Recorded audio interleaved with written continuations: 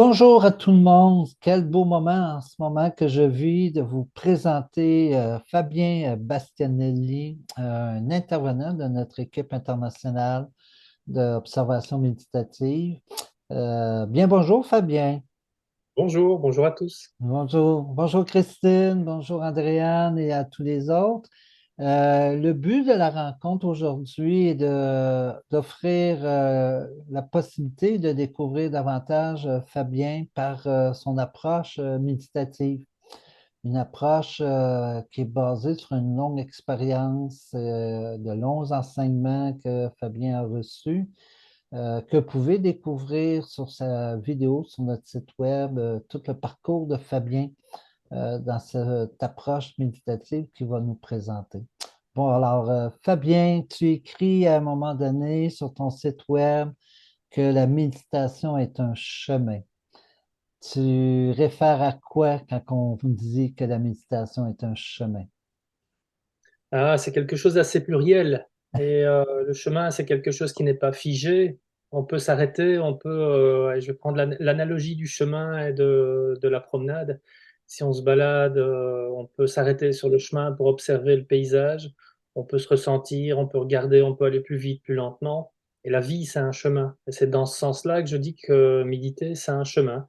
C'est un chemin vers soi et donc un chemin vers les autres. C'est quelque chose qui n'est pas figé. On peut toujours sortir du chemin, on peut toujours aller sur une grande route ou revenir sur le chemin, on peut faire du hors-piste, Un chemin évolutif, quoi. tout à fait. Oui, oui. Et un chemin évolutif qu'on pourrait dire intérieur. Intérieur, mais je risque d'amener des impressions de contradiction parce que si on va à l'intérieur, on s'ouvre à l'extérieur. Les Oh, taoïstes disaient pour aller en haut, il faut aller en bas, oui. et pour aller dehors, il faut aller dedans. Et la méditation, c'est un peu ça. Pour aller dehors, pour aller vers les autres, il faut aller vers soi. C'est comme un chemin que moi j'exprime dans le sens que de l'extérieur vers l'intérieur, de l'intérieur vers l'extérieur, pour éviter ce mouvement de réaction, mais d'agir en fonction de ce qui est présent en nous. C'est un peu ça que tu réfères sur ce chemin? Oui, bah, tout à fait. Quand tu dis vers soi, aller vers soi et comprendre ce qui vit en nous. Alors, je vais parler de ce qu'il y a beaucoup autour de nous, les tensions humaines. Quand on comprend ces tensions et qu'on se sent en colère, simplement en colère, on peut se sentir en colère, mais avec la méditation, on n'est plus colère. Et donc, on peut arriver près de quelqu'un en disant, écoutez, je suis super en colère, et on ne fait pas subir sa colère à la personne parce que la personne sait que cette colère ne vous appartient pas, elle n'est pas dirigée contre elle. Donc, un chemin vers soi, c'est pouvoir découvrir ce qui vit au fond de soi, en être conscient Oui. et ne pas le faire subir aux autres autant que possible. Dans un côté, mettons qu'on pourrait dire négatif, hein, exemple, mais où il y a l'aspect aussi heureux, dans le sens que quand on est heureux, on est joyeux, on peut le partager aussi vers les autres. Oui, ben, les émotions, c'est un paysage, c'est comme un paysage, donc on ne peut pas être heureux euh, de façon Isolé. objective toute sa vie. Donc, il y a des phases où ben, ça monte, ça descend. Parfois, il faut se sentir triste parce que ça fait partie du chemin. C'est comme là maintenant, l'automne est sur sa fin et l'hiver arrive. Et la tristesse fait partie du chemin parce que ce sont des clés de compréhension. La colère, c'est des clés de changement. La joie, c'est des clés d'ouverture. Alors, c'est un peu ça que tu nous proposes dans tes ateliers. Le premier atelier qui est que nous, on appelle un atelier d'initiation dans le sens que c'est 4 heures d'atelier avec un accompagnement de groupe. Qu'est-ce que les gens vont retrouver dans cet atelier-là de 4 heures avec toi, Fabien? Alors, dans ces ateliers effectivement intitulés Initiation, j'insiste sur les fondations et sur les bases de la méditation. En tout cas, de ce qui me semble être la méditation. Mhm. Donc, ce qui me semble être, j'ai eu la chance, moi, d'avoir des fondations qui ont commencé avec un moine tibétain, et puis j'ai fait beaucoup de méditation zen avant de l'ouvrir aux Occidentaux qu'on est, à sortir du milieu asiatique ou donner des impressions exotiques. Donc les bases que j'ai eues et comme je les ai occidentalisées, c'était d'abord la posture, avoir une posture juste qui n'est pas rigide, avoir une respiration juste, et la respiration juste, ça dépend de chacun, et une respiration d'un jour à l'autre, d'une heure à l'autre, elle peut évoluer, elle peut être différente, mais c'est juste ressentir. sa respiration. Et dans ces deux phases, c'est arriver à être conscient de son corps et de son corps qui respire. Et puis alors, la troisième phase, c'est les pensées. Qu'est-ce qu'on fait avec les pensées? Oui, oui. Mon prof de shiatsu, Kawada Sensei, disait le mental, c'est un bon serviteur et un mauvais maître. Et Oh, dans notre univers occidental, bah, dès la maternelle, dès qu'on est petit, qu'on va à l'école, on nous apprend à développer nos ok. facultés mentales aux dépens de l'intelligence du corps, et donc le mental devient un maître. Ça ne veut pas dire qu'on devient des primitifs, pas du tout, mais Mhm. le corps reprend sa place et on réapprend à dialoguer avec son corps, et alors le mental devient un serviteur au service du corps. Quand on a faim, on mange.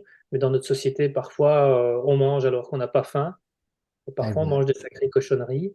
On boit parfois des choses qui ne nous correspondent pas. On exagère dans le sport. On ne fait pas assez de sport. Et donc, c'est revenir sur l'intelligence du corps et la compréhension de tout ça. Donc, dans ces moments d'initiation, là, avec les pensées, je reviens à cette histoire de pensée, mais c'est remettre les pensées à leur juste place. Parce que on est des êtres pensants, heureusement. Donc, on invente des choses, il y a la créativité, etc. Mais ce n'est pas aux dépens des besoins du corps ou de l'intelligence du corps. Quand on est fatigué, on va se reposer. Si on a besoin d'air, on va prendre l'air. Mhm. Et les pensées, on va les remettre à leur place. Et ainsi, ce trépied, posture, respiration, pensée, va, va nous donner les bases pour ce qu'on appelle la pleine conscience, pour entrouvrir la porte vers la méditation, parce que méditer, c'est pas juste s'asseoir et respirer, Oui. ça peut être aussi réfléchir sur certaines choses, ça peut être prendre plaisir, ça peut être boire un verre de vin en Mhm. conscience, ça c'est aussi une forme de méditation. Oui. Euh, et donc, voilà, les bases de cette initiation. Je vais insister vraiment sur ces bases de posture, respiration, les pensées. Et ça, c'est pour toi, cette approche-là de ce trépied que je trouve ça intéressant, posture, respiration et pensée. Euh, Tes racines viennent du milieu bouddhiste, du milieu zen. Qu'est-ce que les gens vont découvrir comme fond, comme racine d'approche avec toi? Alors, clairement, mes racines viennent du bouddhisme parce qu'il y a 28 ans, quand j'ai commencé à méditer, les seuls endroits où on pouvait méditer, c'était des centres bouddhistes. Et j'ai commencé dans un centre tibétain ici près de chez moi. OK. Et puis alors, j'ai fait du zen. J'ai fait des arts martiaux et les arts martiaux m'ont conduit au zen. J'ai fait 10 ans de zen. Donc le bouddhisme, je pense, imprègne bien ma vie. Maintenant, il y a ce que je crois donner et puis ce qui peut se passer. Donc si on veut, il y a un témoin là-bas de ce que j'amène aux méditations. Christine pourra peut-être amener une petite couleur de ça. Alors, c'est la première atelier que tu nous offres, c'est un atelier de 4 heures sur les trois bases que tu viens de nous parler. Et après ces 4 heures-là, tu offres un accompagnement de groupe aux participants pour répondre à leurs questions, à les guider davantage. Tout ça va être sur une forme de présentation vidéo et tout. Et tu as un autre atelier dans ton approche méditative de plus longue durée que tu intitules Voyage intérieur, qui est le titre de ton livre, je crois, hein? Le Voyage intérieur, l'errance. Parle-nous davantage de cet atelier de plus longue durée et qu'est-ce que les gens vont aller chercher davantage sur cet atelier-là? Alors, l'atelier est basé sur le livre qui s'appelle L'errance et le voyage, L'errance avec et un le titre voyage. qui est Réflexion à l'usage du voyageur intérieur. Et pour parler de cet atelier, il faut que je parle de l'origine du livre. Donc, il y a un peu plus de 5 ans, mon groupe de méditation m'a demandé d'écrire un livre sur la méditation. Donc, d'abord, j'ai refusé parce il y a des livres sur la méditation qui sont écrits partout, des livres techniques qui vont dans tous les sens. Mais j'aime bien écrire et je me suis pris au jeu de me dire, tiens, si je parlais méditation, qu'est-ce que j'écrirais? Et je me suis mis à l'ordinateur et j'ai écrit des réflexions qui me faisaient. Et petit à petit, ces réflexions, je me suis rendu compte que le fil rouge, c'était le voyage. J'ai beaucoup OK. voyagé, j'adore ça. Et c'est comme quand on regarde une carte, on arrive dans une ville, on arrive dans un lieu, qu'est-ce qu'on veut voir? C'est le point rouge qui dit on est ici, et on sait d'où on vient, on sait ou on ne sait pas où on veut aller, mais voilà, l'idée du voyage, c'est ça. On sait où on est, on sait d'où on vient et puis on a peut-être une idée d'où on veut aller. Et le livre, et donc l'atelier va être construit de cette manière-là. Donc dans un premier temps, c'est je suis ici. Donc ça va être euh, d'une part des ateliers de pratique de retour à soi, OK. ressentir le corps, savoir ce qui se passe. On va aller plus loin. Donc par rapport au premier atelier, on va aller un petit peu plus loin dans la posture, dans la respiration. On va avoir des ateliers de découverte du corps, d'automassage un petit peu plus loin. Je suis ici. Alors forcément, comme je disais, la réflexion n'est pas séparée de la méditation. Donc je vais amener quelques réflexions sur son centre. On parle de OK. centre quand on parle méditation, mais c'est quoi ce centre? Il est où en moi? Qu'est-ce que je suis? Et ce centre est mobile. Donc si je veux élargir l'horizon, si je veux élargir mes horizons, il va falloir que je bouge et que j'aille dans mon inconfort, peut-être. Et donc, on va amener la notion de confort, inconfort, danger. On va amener la notion des peurs, parce que forcément, bouger, voyager, ça peut créer des appréhensions. Et donc, on va aller découvrir ce qui se passe en soi. Sur base de l'idée du voyage extérieur, ce qui peut se passer, ben, on va faire la même chose en allant en soi, en se posant des questions sur soi, des questions sur ce qui vit en soi, sur sa vie, sur son passé, sur son présent, sur son futur, pour petit à petit, parce que tu me posais la question de la destination, Oui, oui. ah, c'est quand même, Parce que c'est un peu ça, hein, un voyage,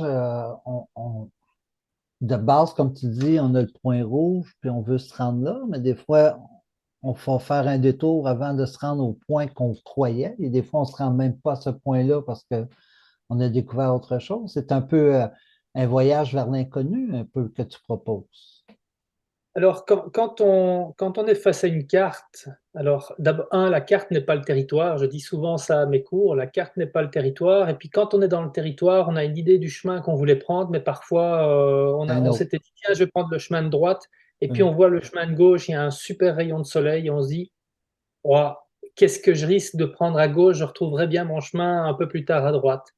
Et l'idée d'un voyage intérieur, c'est la même chose. Il y a le mental, je reviens à ça, le mental est un bon serviteur, un mauvais maître. Le mental nous dit, c'est dans ce sens-là qu'il faut aller.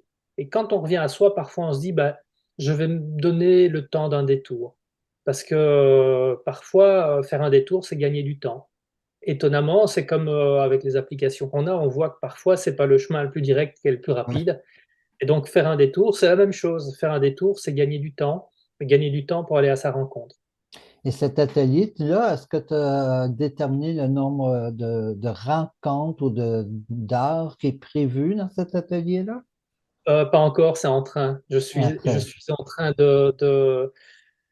d'organiser ça pour que ça soit pas trop lourd, que ça soit pas trop dense de fois en fois, et que ça permette d'aérer autant que possible le chemin. Donc, je OK. suis en Fait train que l'atelier de... serait plus disponible, mettons, en 2023. Donc, d'ici cette belle fin d'année 2022, il y aura l'atelier d'initiation que tu proposes à ce niveau-là et tout. Et tu offres toujours de l'accompagnement, soit individuel ou de groupe, dans tes ateliers, c'est bien ça?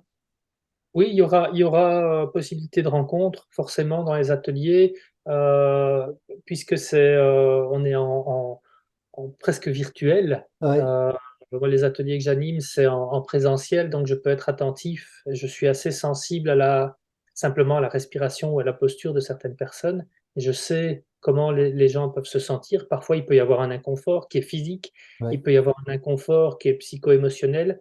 Et donc là, pour pouvoir répondre et pour ne pas laisser chacun euh, dans une impasse, ou dans l'impression d'une impasse, oui, forcément, il y aura des suivis et des accompagnements individuels. Et dans ce voyage-là, tu fais référence tantôt au mental qui est notre maître et notre mauvais maître et tout. Les gens vont découvrir cette façon-là de distinguer une pensée et un ressenti, ce qui sonne vrai, ce qui ne sonne pas nécessairement vrai. Alors ça, je l'espère parce que tu poses la question de la destination et la réponse m'amuse parce qu'il n'y a pas de destination et la destination, c'est nous. Donc il n'y a pas de destination physique, mais l'important quand on voyage, c'est pas les destinations, c'est le chemin. Là, exact. c'est moi qui botte en touche quelque part, mais le chemin, c'est d'aller à sa rencontre et à sa découverte. Et donc, oui, forcément, c'est qu'est-ce qui m'habite et qu'est-ce qui vibre au fond de moi. Et donc, dans ce qui vibre au fond de moi, c'est pouvoir faire les choix qu'on ressent, les choix ben, raisonnables, parce qu'on est Ouais. dans une vie matérielle, donc il y a des choix raisonnables à faire, et parfois il y a des choix qui sont plus irraisonnables ou presque irrationnels, et de se dire, quel est le risque? Quel est le risque? Et si je le faisais, qu'est-ce que ça me coûte? Ça peut me coûter du temps, bon, un peu d'argent, mais parfois c'est tellement plus riche et ça nourrit tellement plus. Super. De là, l'expression que tu dis, la méditation est un chemin et non une Mhm. destination. Tout à Fabien, un fait. gros merci de l'information sur les ateliers que tu vas offrir au groupe. Alors, on répète, deux types d'ateliers, un atelier d'initiation de 4 heures avec un accompagnement de groupe que tu offres. Et au début de l'année 2023, il y aura ce bel atelier-là du voyage intérieur. C'est bien ça? C'est bien ça. Good. Christine ou André, Andréane, si vous avez des questions ou des commentaires, ou Christine qui a peut-être vécu certaines expériences méditatives avec Fabien, c'est libre à toi de partager ou de poser des questions. Je n'ai pas de questions à lui poser, mais c'est vrai que de partager ces moments-là avec lui, ça apporte quand même beaucoup de bonnes choses, ça fait découvrir des choses, ça permet de se remettre en question et ça aide vraiment au quotidien, ça c'est sûr. Ce qu'il nous partage, ce qu'il nous fait découvrir, ben, ça nous fait réfléchir dans la vie de tous les jours et c'est vraiment bénéfique. Merci Fabien. Alors, ce que tu as, comment je dirais ça, suite au suivi des ateliers de Fabien, tu as réalisé une forme de mieux-être en toi sur une base quotidienne. Ah, ça c'est sûr, oui. Oui. C'est ça. C'est vrai. Merci, Christine. De Andréane, rien. si tu as des questions ou des commentaires ou quoi, tu ne te gênes pas, tu as juste à cliquer sur ton micro là-dessus. Alors, j'invite les gens à suivre Fabien, soit par notre groupe Facebook, Observation méditative, et toute l'information sur Fabien, sur les ateliers qu'il offre, vont se retrouver sur notre site web. Et si vous êtes un membre actif du groupe, vous allez recevoir des courriels spécifiques aux ateliers de Fabien de ce côté-là. Et pour être un membre actif du groupe Facebook, c'est très simple, c'est de compléter le petit formulaire avec votre adresse de courriel à ce niveau-là. Alors, gros merci, Fabien, de nous offrir ton expertise, ton expérience et d'accompagner les gens dans ce chemin, dans ce voyage intérieur qui m'annonce fort intéressant. Merci beaucoup, Fabien. Merci aussi. Alors, à la prochaine, tout le monde. Et demain, Fabien présentera sous forme de vidéo une petite sensibilisation aux 3 points, au trépied qui nous a parlé tantôt, posture, respiration et pensée.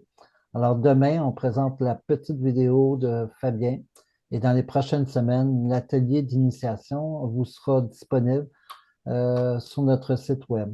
Alors, encore merci Christine, André et tous les autres qui nous écoutent de vous être déplacés, d'être présents et je vous souhaite un bon chemin dans la journée et les prochains jours. Merci à vous.